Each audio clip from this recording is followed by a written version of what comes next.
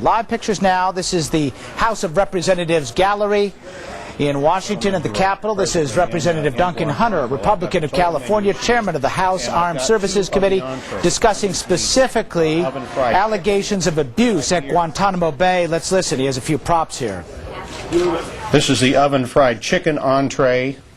It has broccoli, it has peas and mushrooms, it has rice, it has pita bread, and it has two types of fruit.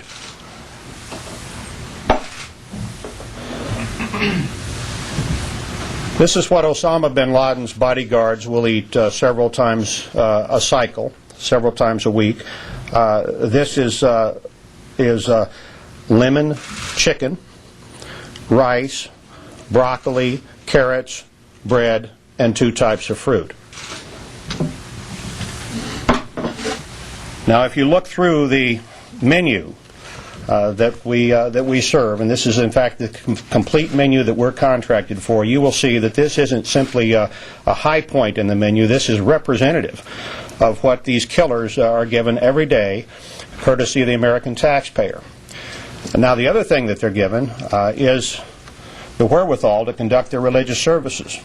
We give them a prayer rug, we give them beads, we give them oil, and we've given them 1,600 copies of the Koran.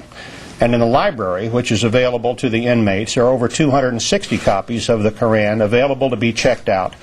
It's written in 13 different languages for the inmates.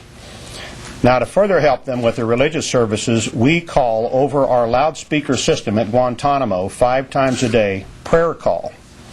And we have hundreds of directional signs which are taped on the ground and on the buildings at Guantanamo to indicate to the inmates where Mecca is, so they can position themselves appropriately on the rugs that have been purchased for them, the prayer rugs that have been purchased for them by the American taxpayers, and so they can participate in prayer call.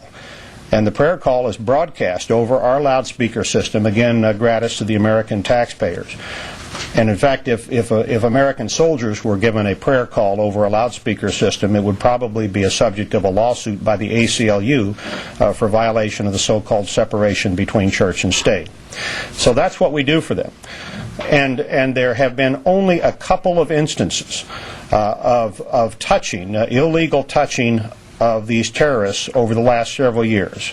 The most egregious of which was in July, and that was a soldier who, when a terrorist took a swing at him or an inmate took a swing at him, swung back, hit the inmate, and that soldier was busted a grade down from sergeant to Spec 4.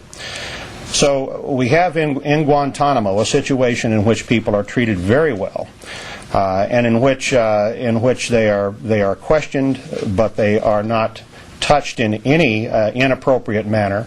And when the Koran is touched by a guard, the guard must, before he touches the Koran, put on clean gloves on both hands in front of the inmate before he touches the Koran.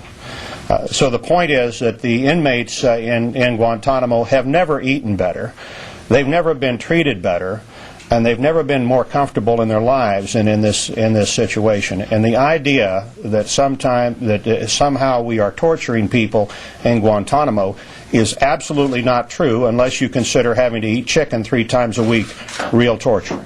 And so I wanted to see if there's any of my great press corps here, maybe Otto Kreischer from my hometown, who would like to participate with me. And Otto, you can either have the lemon fish, or you can have the oven-fried chicken with all of the with double vegetables and 2 types of fruit.